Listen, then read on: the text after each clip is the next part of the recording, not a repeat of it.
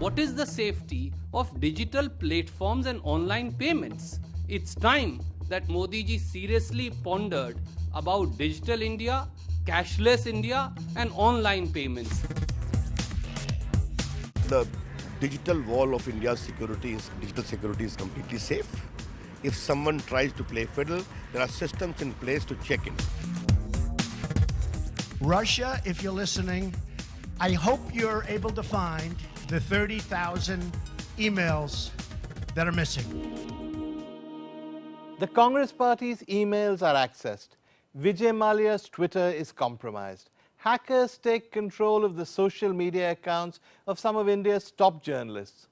As India moves into the digital economy, we ask, how much at risk are we if important, powerful, and famous people can be hacked so easily? Then what about the average person?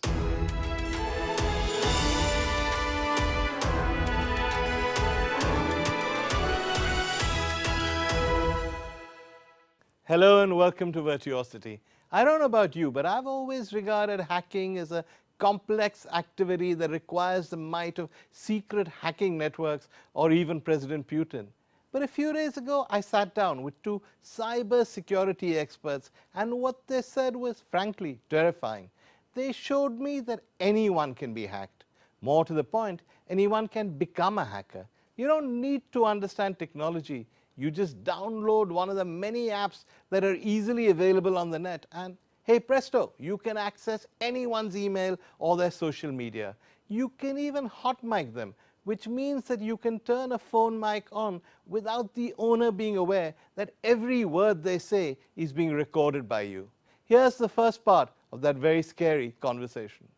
Before I ask you guys how you actually hack phones, let me just ask you, Amit, if you're surprised by the series of hacks that have taken place. Actually not, because this is just the tips of the iceberg. Okay.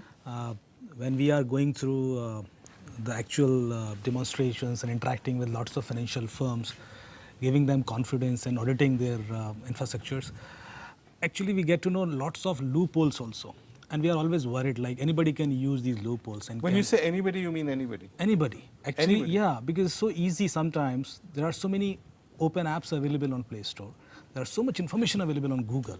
So any person who is little handy on mobile phone, who is little comfortable on WhatsApp or Facebook, even he can go to that extent, he can use those things. Is he exaggerating, Saket?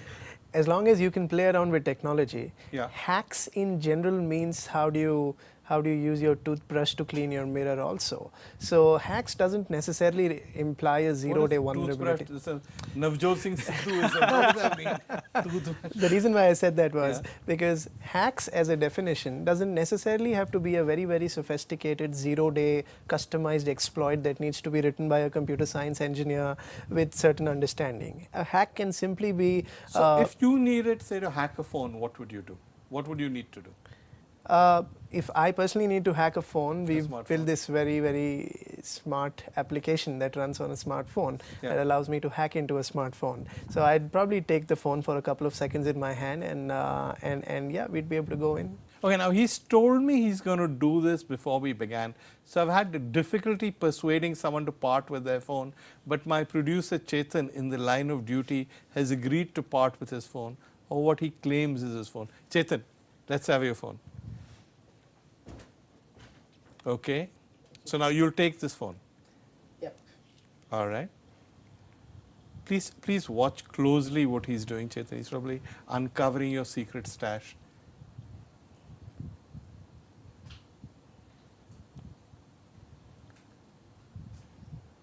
All right. That's it? Yep. How long did that take? 6 seconds, 7 seconds?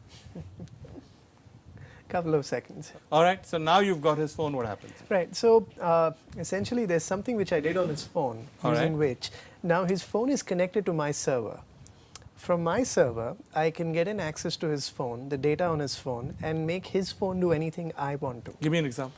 Let me show you an example. All right, okay. Rather than giving you. So I'll go to this page. We've built this tool called lucidroid.com. And it's again a tool that we built in our labs. You see it says the registered devices, and yours is an SMJ700F.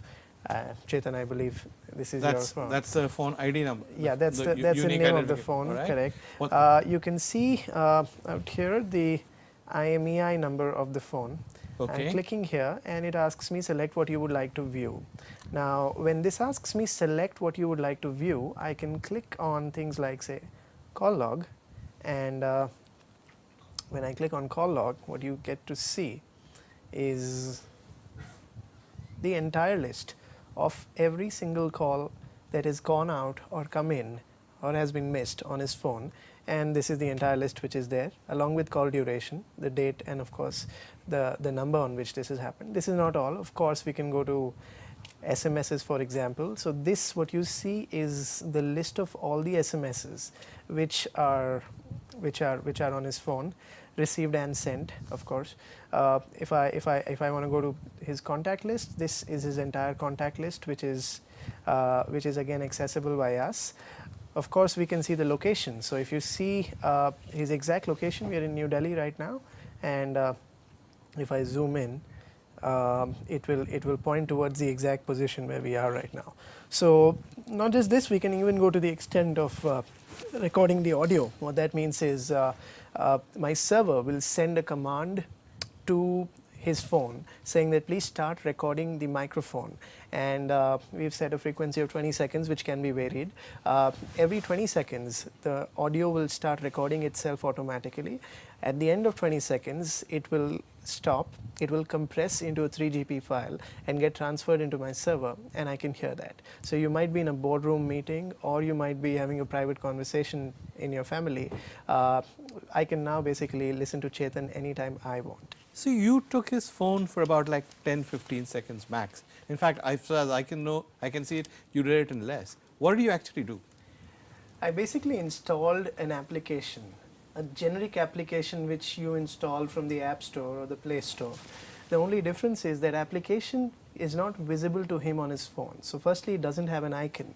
Secondly, the name of the service of the application which is running inside, we called it com.android.systemupdate. Which means if I see it, I'll think it's part of the whole Android system. I won't realize it's your pernicious activity. Yeah? Right, that's the intent out here. So yes, you will not realize that this is any kind of a malicious service running and extracting your information to do something wrong. And you know, the funny part is that we are doing something wrong with this is not something very unique to this application. This is really true for almost any application which is out there. The only difference is I showed you the data on the screen versus an Uber or a Facebook or a Snapchat, which is also taking almost the equivalent amount of information from your phone. It only doesn't show you, it processes that information for multiple reasons to give you customized ads. This is even more worrying. You're saying that when you download an app, you're in a sense giving the app access to pretty much everything that's in your phone should it choose to. Yes, so that is that list of permissions that the app takes when you download the app. Which you automatically just click on. Yes, you don't really have an option of saying no to any of that. Here's the bit that worries me. Somebody can come up to you and say, I'm sorry, I'm out of battery, can I make a quick call on your phone and do this? You can leave your phone unattended for like 20 seconds, 30 seconds where you turn around. Somebody can pick it up and say, here, you've forgotten your phone. In the interim, do this. You can put your phone on a security X-ray. While you're still being frisked or whatever, somebody can pick it up, do this and put it back in the tray. And there is no way you will know. It is not as easy as it sounds, as long as you have a lock code to enter the phone. So you know the lock screen which is there while entering the phone that's why it's very crucial. So can anybody crack the lock screen? It is a function, or the answer is dependent on the operating system that is there on the phone. There are in Android versions. system, is it possible? So in Android also, because there are different versions, there are lock screen bypasses which have come in the past for different kinds of operating systems. The latest Android system, if you have it updated, that as of now I have not seen any lock screen bypass. However, the problem with Android, since you mentioned that, over 70% of the Androids never ever update their operating system once they are manufactured and shipped. So on the updating side, iOS is far better than Android. I'm more concerned about something else. If you have access to my phone, does that mean you have access to my email? Does that mean that you have access to my Twitter? Absolutely. So How can you have access to my Twitter? So the next steps, what I would have done on Chetan's phone is, I would have gone to his Gmail account and I click on forgot my password. When I click on forgot my password, it will send a backup code to his mobile phone. So I can see the inbox or the SMS that comes in, and once I write that code, I can simply get an access to his email. Once I have an access to his email, next step is to go to his Facebook, Twitter or LinkedIn, which I'm assuming most people make with their personal email IDs. Click on forgot my password out there and get a backup code on your email address. Once that happens, you simply have an access to all of this, and this is what has precisely happened in the case of Rahul Gandhi, Barkhadat and Ravish also, where if we see their email accounts were compromised and they went to the Legion went to their social media accounts, clicked on forgot my password. One thing which they did not do, which was not very intelligent, is enable two-factor authentication, because if that was there, they would have not got an access. Although Legion says in a couple of their interviews they have a way to bypass that, but all these accounts, because we were closely involved and with most of them, none of them had a two-factor authentication enabled on their social media account. And there's more to come. After the break, we show you the part where they turn on my phone camera and I don't even realize it. Don't go away.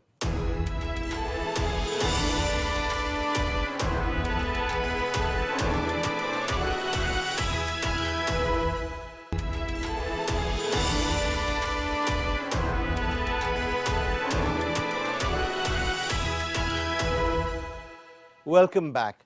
We're showing you my conversation with two cybersecurity experts who are demonstrating how vulnerable all of us are, vulnerable to phone and computer hacking.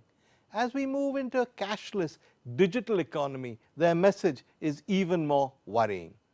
Okay, Amit, now you've said that all this is very well, but we don't understand that you don't need to be a cybersecurity expert, that anybody with a bare minimum of technological knowledge can actually hack people's phones and get into their accounts. How does that work? I think unfortunately people have this perception like a hacker is a coder or he has to write lots of complex script and then to hack somebody's server or phone.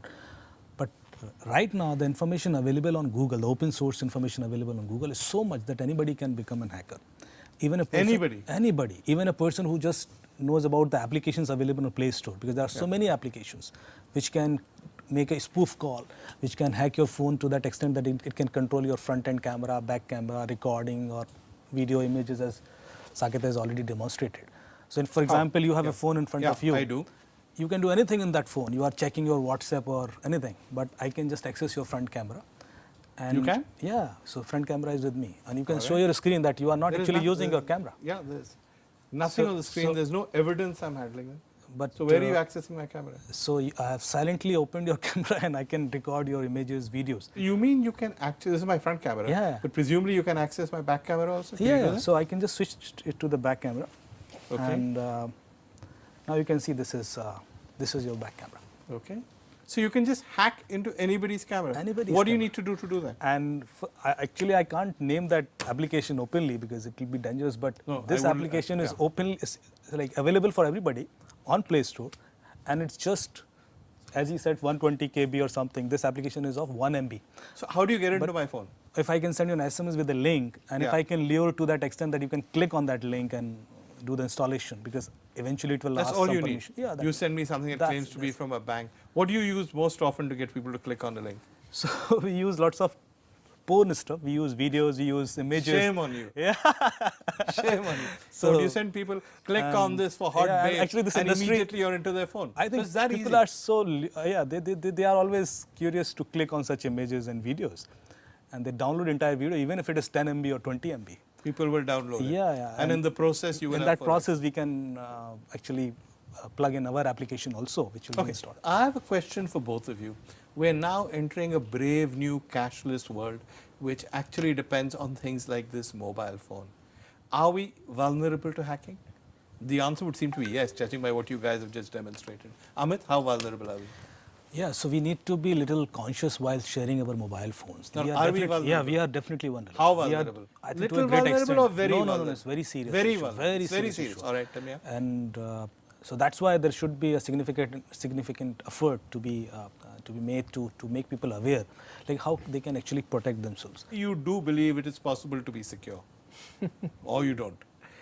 So we're at a time where the DNC, the Pentagon, JP Morgan Chase, Sony, Target, Yahoo, the list is endless. These are all multi-billion-dollar establishments which have been hacked in the recent past. I'm not talking a couple of years back, just the recent past. It would be wrong to say that things can be secured completely. There's nothing called risk mitigation. You only talk about risk management. And how do you minimize the risk? I am an average person who's now slightly in a state of shock. I don't know how poor Chetan feels about what you've done with phones. What do we do to make ourselves secure? When you use the internet, assume that it's already hacked. When you share a picture... What are you saying? You're saying when I send an email, assume that somebody else can read it. Exactly. When I transfer money, assume somebody else can come and screw around with my money. That's not a very encouraging message, man. That's the point. So the moment you start thinking that everything is hackable, firstly, the emails that you will send will never have any kind of an information which you would have a problem if it comes out in the public in the future. Even when you're transacting online, you would know that, look, it is a possibility where I might be doing everything right, but still get hacked. The 3.2 million debit cards are a classic example where the user was absolutely not at fault anywhere. It was really the problem at the ATMs at the firmware level, because of which their money got stolen. Of course, that was returned, but that's a different story. So why I'm saying this is that there's a good chance that you can still be hacked. So instead of keeping all my lifetime savings in one bank account, I would have 5 different bank accounts with an upper limit of transactions that I would put. When I get credit cards, instead of having one credit card with a 10 lakh rupee limit, I would rather have 5 of them with a 2 lakh rupee limit, because I know that there is still a chance where I'm doing everything possible to secure myself and I might still get hacked. So I feel there needs to be a complete shift in the mindset of people. What you guys are really saying to me, you two experts, when I've said how can we protect ourselves technically, you said you can't. You're saying you can only protect yourselves by assuming that there is a problem and taking normal commonsensical steps that you would rather than technological steps. That's the message. Right? No, wait, I'm saying you need technology. No, there are technologies. You don't think technology is not enough? No. It's not enough for sure. There is technology? Yeah, there are technologies. For example, see, you should not use same password for everything. Can people hack Indian ATMs? Is that possible? On that note, very recently there was a very, very popular report which caught the attention of a lot of people, saying that more than 75% of ATMs in India have Windows XP running as their base operating system, which was discarded by Microsoft a couple of years back, and there have been no patch releases after that, which makes the entire ATM system extremely vulnerable. And personally, because we work with a lot of banks, I can vouch for this thing that it's not 75%, it's probably more than that. So, really? Yes. However, let me give you the logic behind why has this not been patched. It's not that the people in the banks don't know about it. Individual ATMs currently have Windows XP, and there are almost 2 to 2.5 lakh ATMs across the country. The amount of money of whom at any given time 5,000 work, right? as we've seen over the last month. Last month that's a different story. But yes, I'm talking about 2 lakh ATMs which are present in the country right now. The amount of money that you need to spend in order to upgrade the existing operating system, it's too much. It's in the range of 3 to 5 lakh rupees per ATM. So you can actually multiply 3 lakh rupees with 5 lakh rupees, with 2 lakh ATMs. This is getting worse and worse. You're saying, they're really vulnerable, but it costs too much to make them less vulnerable. However, there are patches. So, there are companies like NCR which produce the firmware for ATMs which runs on top of the operating system. Are they using it? So they have released certain patches which you can whitelist. Using it? Absolutely. So all of them are? Majority of them are right now, because... And they're secure according to you? It's a temporary solution, that's not a permanent solution. I would like to add something here. Yeah. Like when you put so many patches, because there is a base operating system and you are upgrading it with so many patches, sometimes we don't do compatibility testing. And there we miss some loopholes. Is there a message of hope from you guys? The hope is... system, it is an evolving process, I would say. It will evolve from... that is bureaucraties. What is the message of hope? See, because security systems are also evolving and hackers are also evolving themselves. So it's like either side, there is a race. Sometimes hacker takes 6 months, 8 months when they have an intention to hack somebody. Where is the hope, my friend? I think security is a myth. Is there hope, Saket? No, I'm not saying that by any ways. Because nature does not give you security. Exactly, that's my point. So I can't say that. So the hope is that generally people think of security as the cost of convenience. When you go digital, the only reason why everybody is very upbeat about digital is the convenience. The cost in general in the initial phases is going to be some frauds. A lot of collateral damage is going to happen in the beginning, but the hope is that we are learning as we move forward. The kind of hackers and the defenses that have changed over the last 10 years, the spend is going up. Suddenly now people talk about having security professionals on their board. It's not just technology people. That was the conversation for the last 10 years. Not a solution, this is a job application. No, but at least to make sure that the security is aligned to the business objectives, because today business is being dependent on so technology. what you're saying, let me summarize, is that we've entered a new dangerous world. That what is worse is that we don't even realize how vulnerable we are. People see that phones are hacked, people see that Twitter is hacked, and we think it can't happen to us. Your message is it can, and it probably will. My message is that there are only two types of people on the planet. One who know that they've been hacked, the other who don't. But everybody can be hacked. Everybody is already hacked. Already hacked. To an extent, for sure. This is the stage in the program where I usually tell you why you should care. But this week, I don't think I need to. As Saket Modi says, there are only two kinds of people in the world. Those who realize that they've been hacked and those who still haven't worked it out. Scary stuff, huh? And sadly, we can't really end this program on a message of hope. Well, that's it for this week. We'll see you again next week. Till then, stay safe, stay secure, and remember, never lend your phone to anyone. Goodbye.